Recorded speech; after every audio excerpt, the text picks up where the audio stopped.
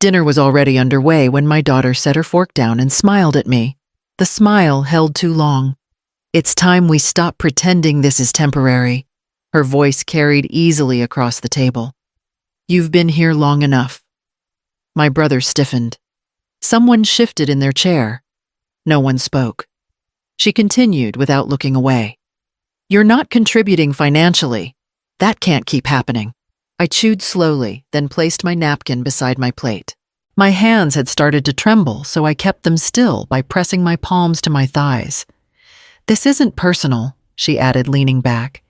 "It's just how adults handle things." The word adults landed like a verdict. She tapped the table once, decisive. "Starting next month, you either start paying rent or you move out." Silence spread outward. The clink of silverware stopped. Even the room seemed to wait. Her expression softened, confident now.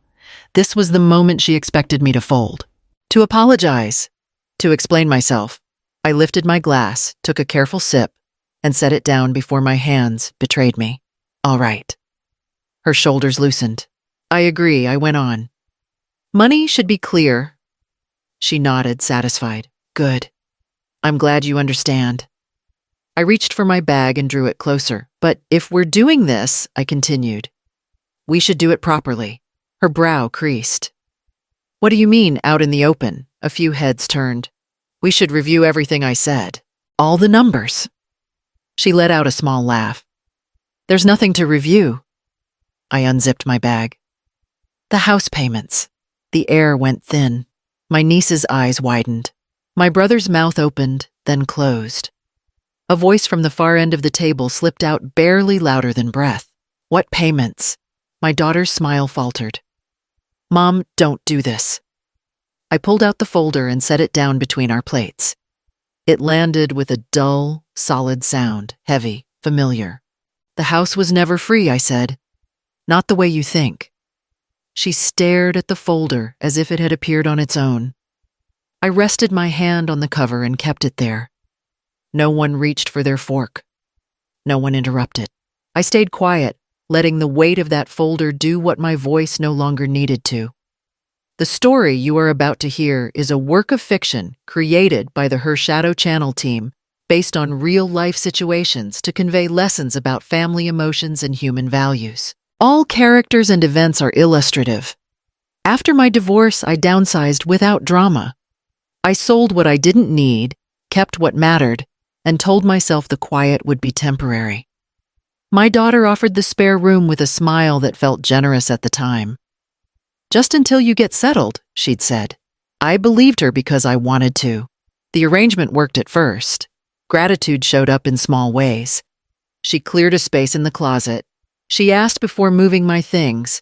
She told people I was helping her by being there. That tone didn't last.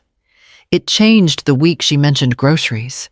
Not a request, an observation. "We go through a lot more food now." I nodded and added items to the list without comment. Later came the utilities. A raised eyebrow when the lights were on, a sigh when the heat clicked on. Space followed. This room would be perfect for storage. "Do you really need that chair here?" Each remark arrived neatly wrapped, careful not to sound cruel. Each one landed anyway. I paid for things quietly. Deliveries, repairs. The internet bill when it spiked. I did it without receipts on the counter or reminders in the group chat. I told myself this was how mothers stayed useful without getting in the way. Her confidence grew alongside my silence. She started correcting me in front of others, finishing my sentences, answering questions meant for me. Once, when a friend asked how long I planned to stay, she laughed and said, "We'll see." The dinner invitation came the following week. Not a call. A message sent to everyone at once. Time, date. No heart emoji, no warmth. Just logistics. I noticed the seating chart when I arrived. I noticed who was invited and who wasn't. I noticed how my name appeared last on the list. I took my place anyway. I brought the folder because something in her tone had already told me the evening wasn't about food. She leaned forward as if presenting evidence. This isn't emotional, she began. It's practical. No one interrupted her. That alone told me how carefully this had been prepared. You're not a child anymore, she continued. And neither am I. Adults contribute. Adults don't expect free housing. My brother nodded once, subtle but visible. My niece kept her eyes down. The silence felt approved. She glanced around the table, collecting agreement. We talk about boundaries all the time now, about responsibility, about fairness. Fairness. The word sat between us like a shield. You use the utilities. You use the space. You eat the food, she said, counting on her fingers. That costs money. I shifted in my chair. She noticed. I'm not calling you a burden, she added quickly. But you can't keep acting like this is a favor you're doing for us. There it was. The reframing. She spoke again, slower this time. If you were really helping, you wouldn't mind paying your share. Her eyes held mine. Calm. Certain. This isn't about respect, she went on. It's about structure. You always taught me that. Someone murmured agreement. I didn't look to see who. She straightened her back. We're not asking for much. Just accountability. Accountability. Another word she hadn't learned from me. I felt heat rise in my chest, sharp and unwelcome. Not anger yet. Something colder. She finished with a practiced softness. I don't want resentment to build. That's unhealthy. The table stayed quiet. No one defended me. No one questioned her version. That was when it became clear. This wasn't a spontaneous confrontation. This was a case she'd built, a narrative she'd rehearsed, a conclusion she expected everyone to reach together. I looked at the faces around the table and understood that they weren't waiting to hear my side. They already thought they knew it. I let her talk because I had been doing that for years. Not because I agreed. Because correcting her would have meant explaining things I never wanted her to carry. Debt, risk, the quiet fear that comes with keeping other people afloat. Those were adult weights. I had decided long ago they were mine to hold. I could have interrupted her then. I could have told her how the money really moved. I could have laid it out clean and early and ended the confusion before it hardened into belief. But I didn't. She once accused me of hovering. Another time of guilt-tripping her by helping too much. I learned quickly that transparency could be twisted into control. Silence felt safer. Cleaner. I don't want you worrying about things that aren't yours, I had told her more than once. She'd waved it off. I can handle it. I knew she couldn't. Not yet. Pride played its part too. I didn't want to be the mother who listed sacrifices like invoices. I didn't want gratitude extracted or obedience purchased. I wanted her to grow without feeling owned. So I absorbed it instead. When she mentioned the grocery bill, I added more to the cart. When she complained about utilities, I paid them quietly. When she talked about space, I made myself smaller. I told myself this was what love looked like at this age. Flexible. Unseen. Mom, you don't have to do that. She'd say, sometimes distracted already, moving on. I never answered. Silence made room for assumptions. Assumptions became stories. Stories hardened into judgments. And now she was using those judgments like facts. Across the table, she watched me with expectation, not curiosity. She believed she was being fair. She believed she was finally being honest. I had mistaken restraint for protection. What I'd really done was leave a vacuum where respect should have lived. By the time I understood the cost, she was already comfortable standing over me, certain that my quiet meant consent. I didn't raise my voice. I didn't rush. I let the space between us do the work. If we're talking about contribution, I said, then we should be precise. My daughter's chin lifted. We are being precise. Good, I replied. Then tell me which expenses you think I haven't covered. She blinked. Just once. The household costs, she answered. Food, utilities, the usual. I nodded. And the house itself. Her fingers tightened around her glass. What about it? Who's been paying for it? I clarified. A pause crept in. Not long, but noticeable. The mortgage is gone, my brother offered, confident. That was years ago. I turned toward him. That's not accurate. My daughter shook her head. It was refinanced, then paid off. Everyone knows that. Refinanced, I agreed. Yes. Her expression sharpened, waiting for the argument to end there. But not paid off. The words settled slowly, heavier than they should have been. She laughed quick and brittle. Mom, you're mistaken. I stayed still. I'm not. My niece leaned forward. Then why haven't there been any notices? No one said anything. Because I handled it, I replied. Her eyes flicked to the folder on the table, then back to me. You handled what my daughter asked, the payments I said. Every month. Her confidence wavered. That doesn't make sense. It does if you know the numbers. She searched my face, looking for exaggeration, for drama. She found neither. So you're saying she began choosing her words carefully, that you've been paying for a house you don't own? I'm saying I've been keeping it standing. My brother shifted in his chair. How long? Long enough that it shouldn't be a surprise, I said, but clearly it is. The room tightened around us. Breaths shortened. No one reached for their food. My daughter's voice dropped. Why wouldn't you tell me? I didn't think I had to, I said. Not until tonight.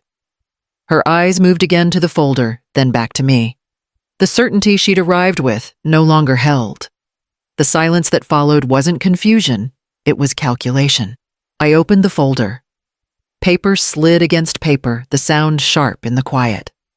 I turned it so everyone could see, then laid the first page flat between the plates. Refinanced, I said. 5 years ago. My daughter leaned in despite herself. That doesn't mean anything. It does when payments stop, I replied, and flipped to the next page. They stopped 8 months later. My brother's jaw tightened. That can't be right. It is. I moved another sheet forward. 3 months behind by the time the first notice came. My daughter's breath hitched. What notice? I tapped the margin. Foreclosure. She stared at the word like it had been written in a different language. I paid the arrears first, I continued. 3 months. Then I took over the monthly amount. How much? Someone asked. $2,400, I said, every month. My daughter straightened. For how long? 5 years. Her face drained. That's not possible. I slid the bank statements forward in a neat stack.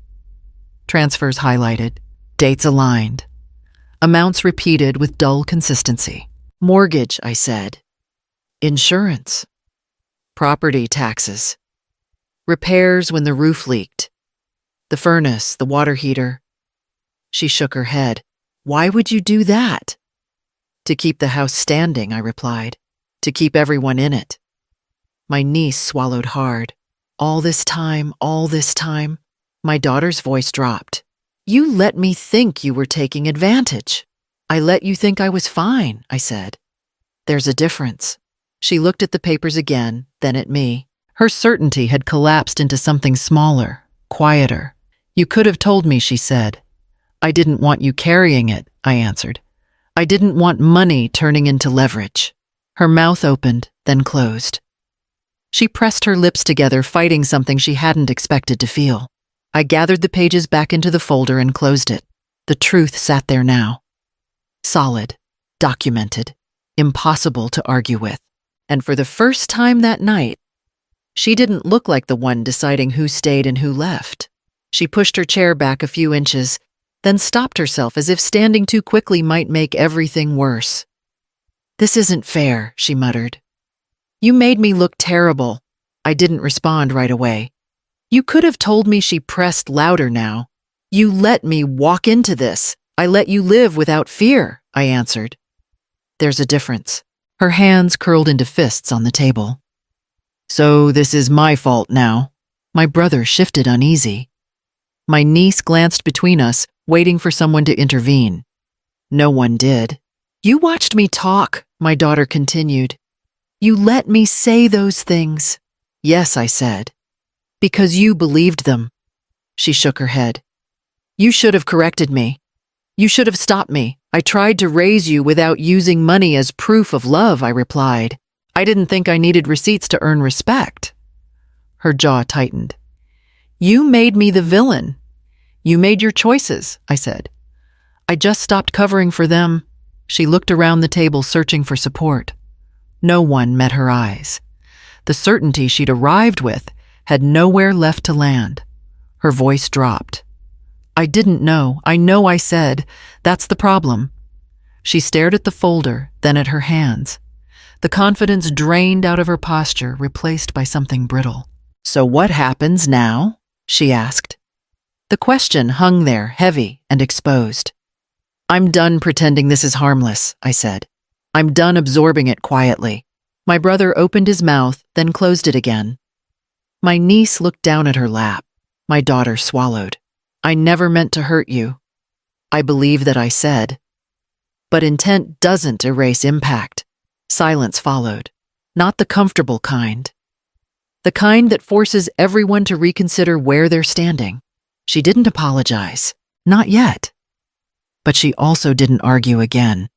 And for the first time that night, the room no longer felt like it belonged to her. I closed the folder and kept my hand on it. This doesn't continue the way it has, I said. Not after tonight.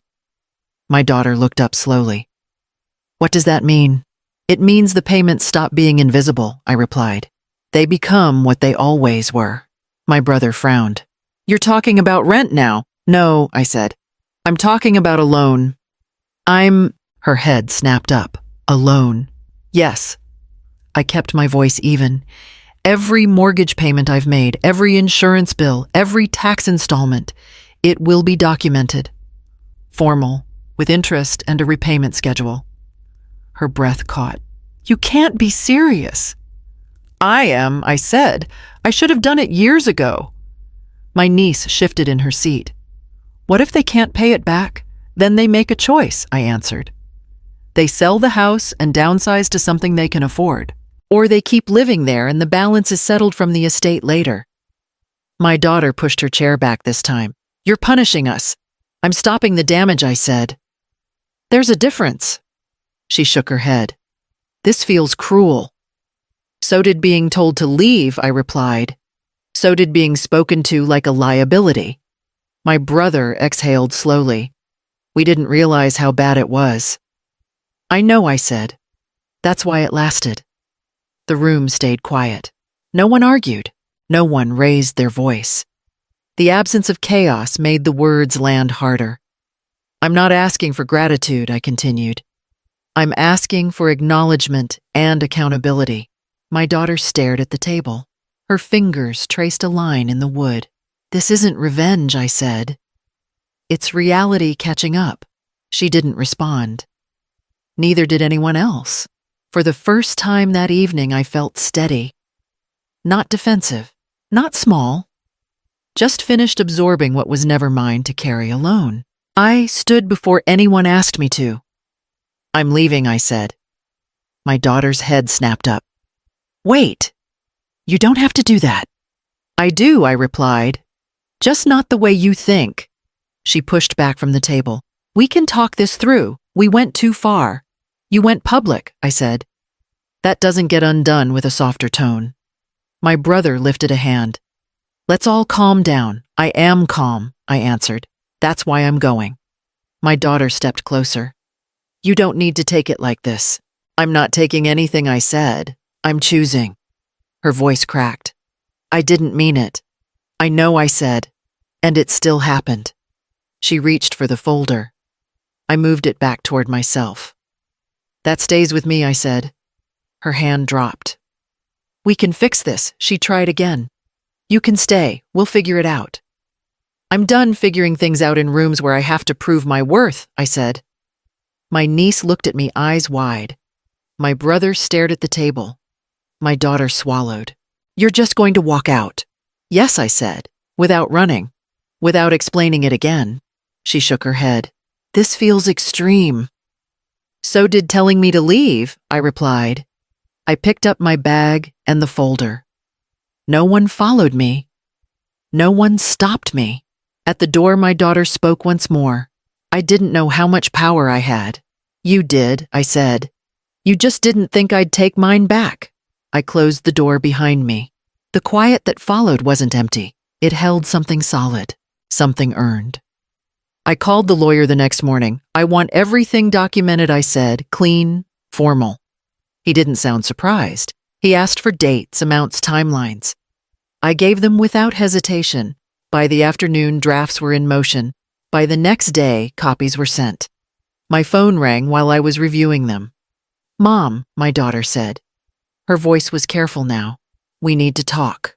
Not today, I replied. You're really doing this. I already did, I said. There was a pause. Dad thinks we can work something out. I'm sure he does, I answered. That comes after accountability. Another call followed.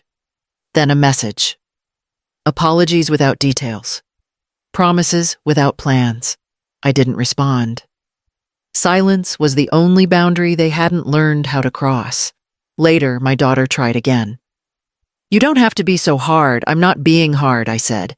I'm being clear. She exhaled sharply. So that's it.